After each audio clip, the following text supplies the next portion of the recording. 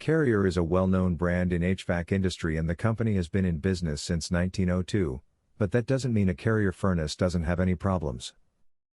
Although furnace error codes vary by brand, all of the most popular furnace brands communicate error codes through a system of blinking lights, and Carrier is not an exception to this list.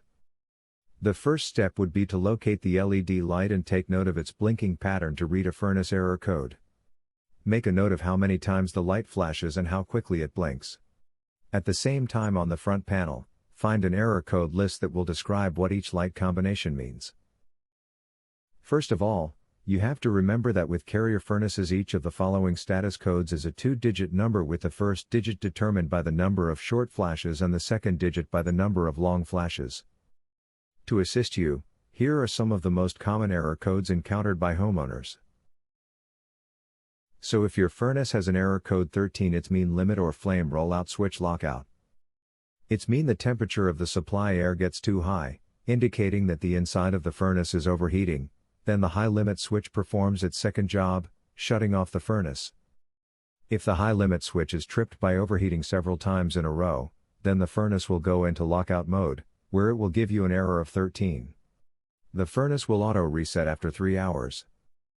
This is a very important safety feature because if the furnace overheats, it can cause the heat exchanger to crack. And if the heat exchanger cracks, it can allow poisonous carbon monoxide gas to enter your home. By shutting off the gas valve, the high limit switch helps to keep your family safe, as well as helping to prevent costly repair or replacement of your system. What you can do to fix this issue is first replace the filter. Also try to use filters with MERV rating not higher than 10. Second, make sure both supply and return air are not blocked and fully open.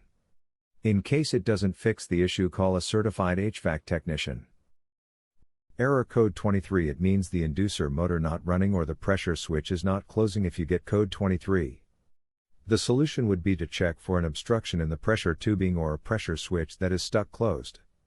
In case it doesn't fix the issue, call a certified HVAC technician. Error code 24. It means the secondary voltage fuse is open, so it's important to check for a short circuit in the secondary voltage wiring. Replace the fuse if needed. Carrier furnace error code 34. Means ignition proving failure. The control board will try 3 more times before lockout will occur. If the flame signal is lost after the trial for the ignition period, the blower will come on for a 90 seconds recycle delay. Check for build up on the flame sensor, proper microamp distribution to the flame sensor, defective gas valve or turned off gas valve, faulty hot surface igniter, low inlet gas pressure, the manual valve is shut off, continuity of control ground, low flame carryover or rough ignition, ungrounded flame sensor. When to call a professional to repair a Carrier furnace?